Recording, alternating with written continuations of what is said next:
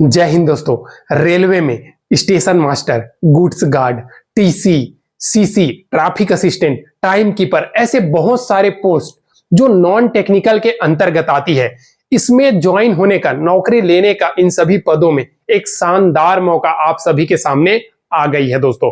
अगर आप 12वीं पास हैं तो आपके लिए अलग पोस्ट है, अगर आप ग्रेजुएट हैं तो आपके लिए अलग पोस्ट है। और बहुत सारे कैंडिडेट ऐसे होते हैं ना जो टाइपिंग से डरते हैं, तो भैया घबराइए मत, इसमें बहुत सारे ऐसे पोस्ट हैं जिसमें टाइपिंग नहीं होने वाला है। तो आज इन सभी वैकेंसी का A to Z जानकारी आसान भाषा में मैं बताने वाला हूं, साथ ही साथ फॉर्म की जो अप्लाई है वो कब होने वाली है ये भी बताने वाला हूं। ठीक है, तो चलिए सबसे पहले इसमें जो 12वीं पास वाली वैकेंसी है वो कौन कौन सी है और आपका जो ग्रेजुएट लेवल की वैकेंसी है वो कौन कौन सी है, ये सबसे पहले बता देता हूं ताकि आप लोग का कंफ्यूजन दूर हो जाए। तो देखिए दोस्तों, सबसे पहले आपका 12वीं पास लेवल की वैकेंसी, ये 12th पास। तो 12th पास में आप देख सकते हो जूनियर क्लर्क की वैकेंसी, जूनियर क्लर्क कम टाइपिस्ट की पोस्ट है, अकाउंटेंट कम टाइपिस्ट, ठीक है, अकाउंट क्लर्क कम typist, junior time keeper, TC जो टिकट चेक करते हैं ना भैया स्टेशन में वो सब, सीसी हो गया, सीसीटीसी हो गया, ये सभी वैकेंसी आपको कौन सा है,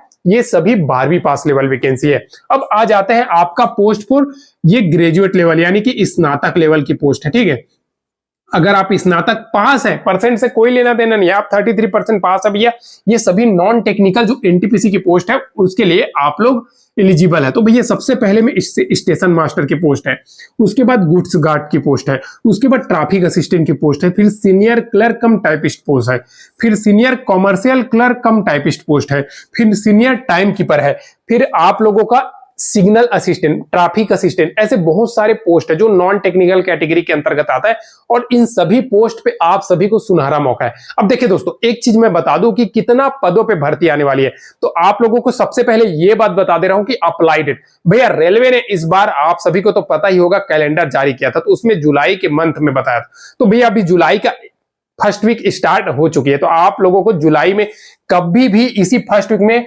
आप लोगों को ये भर्ती देखने को मिल जाएगी। तो सबसे पहले अगर हम बात करते हैं इसमें कितने पद आने वाली, तो भैया सबसे पहले आप लोगों को बता दूं 9000 आप लोगों को प्लस पोस्ट देखने को मिल सकती है, 10,000 प्लस भी हो सकती है। देखिए अभी क्या हुआ था, जब 5696 पदों पे आप सभी को पता है एएलपी की वैकेंसी आई थी, वो अभी बढ़ करके कितना हो गया भैया, 3 गुना से भी ज्यादा बढ़ गई। तो अभी रेलवे बम्पर वैकेंसी देने वाली है। ठीक है, देखिए पद का नाम बता दूं तो नॉन टेक्निकल पॉपुलर कैटेगरी यानी कि एनटीपीसी की वैकेंसी है। ठीक है, योग्यता 12वीं पास, योग्यता ग्रेजुएट लेवल। मैं 2 बार इसलिए लिखा हूं कि आप सभी को तो पता है भैया 12वीं पास अलग वैकेंसी है और स्नातक लेवल अलग वैकेंसी है। एज क्राइटेरिया की बात करें, अगर आप 12वीं पास लेवल की वैकेंसी में फॉर्म फिल करते हैं तो 18 से 30 साल, मिनिमम 18 साल, मैक्सिमम 30 साल अगर आपका एज है, आप एलिजिबल हो। दूसरा, अगर आप ग्रेजुएट लेवल में आप फॉर्म फिल करते हैं तो भैया मिनिमम 18 साल, मैक्सिमम 33 साल के कैंडिडेट हैं, आप एलिजिबल है। इसके बाद अगर हम छूट की बात करें तो देखिए ये एक सेंट्रल गवर्नमेंट की वैकेंसी है, तो इसमें स्वाभाविक सी बात है एज में छूट मिलना तय है। अगर SC ST है तो 5 साल, ओबीसी है तो 3 साल आपको एज में छूट देगा, ये सेंट्रल गवर्नमेंट की नियम है दोस्तों। ठीक है, अब हम बात करते हैं इसमें एक चीज का, वो है दोस्तों आपका फी का। तो देखिए रेलवे ने पहले आप लोगों का SC ST रिजर्वेशन कैटेगरी के कैंडिडेट से फॉर्म का फी नहीं लेता था और बाकी जनरल का 100 रुपए लेता था। ठीक है, अभी भी वही नियम है, बस एक चीज है कि अभी बहुत सारे कैंडिडेट क्या करते हैं, जब फी नहीं लगता है या फी कम रहने से क्या होता है, फॉर्म फिल कर देते हैं, एग्जाम में बैठते नहीं है।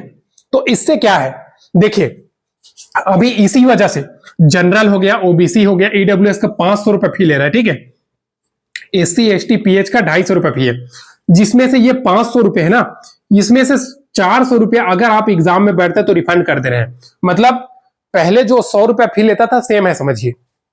ठीक है, SC ST का 250 रुपए फी ले रहा है जो 100% रिफंड कर दे रहा है। ठीक है, एक शानदार मौका है भाई।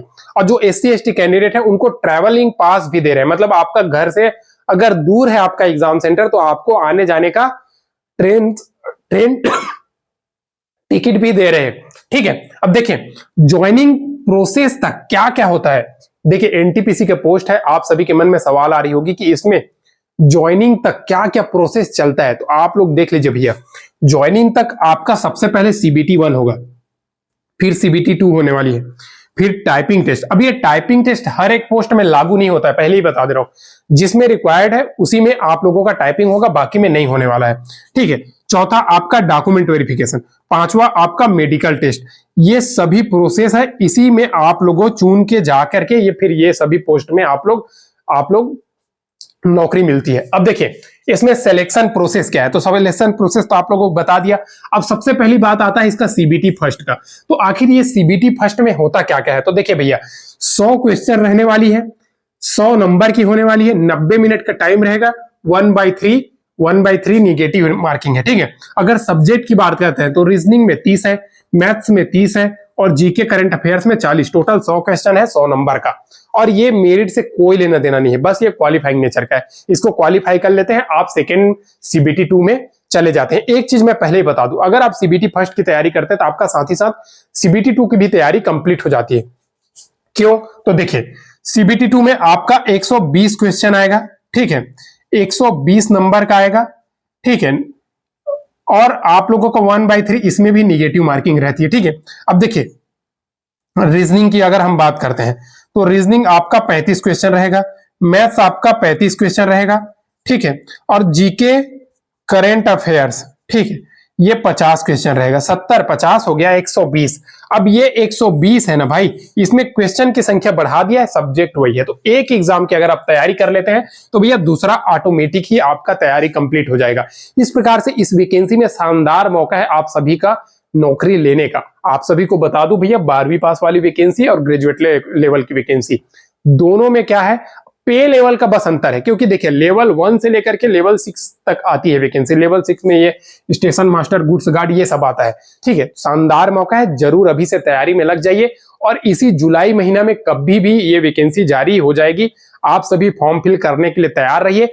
जो सर्टिफिकेट आपके पास नहीं है ना, अभी देखिए रेलवे क्या कर रहा है, रेलवे भैया आपका कास्ट सर्टिफिकेट पूछ रहा है, कास्ट सर्टिफिकेट। अब ये कास्ट सर्टिफिकेट कौन सा, ये सेंट्रल लेवल की है, ठीक है, सेंट्रल लेवल की कास्ट सर्टिफिकेट। तो ये कास्ट सर्टिफिकेट पूछ रहा है, तो कास्ट सर्टिफिकेट जरूर ही आप लोग बनवा लीजिएगा। कास्ट सर्टिफिकेट सेंट्रल लेवल का, चाहे ओबीसी हो, ईडब्ल्यूएस हो, एससी हो, एसटी हो, सेंट्रल लेवल की आपके पास कास्ट सर्टिफिकेट है तभी भैया, नहीं तो बाद में जब आपका ज्वाइनिंग होगा ना उस टाइम आपको बड़ी दिक्कत उठाने वाली है।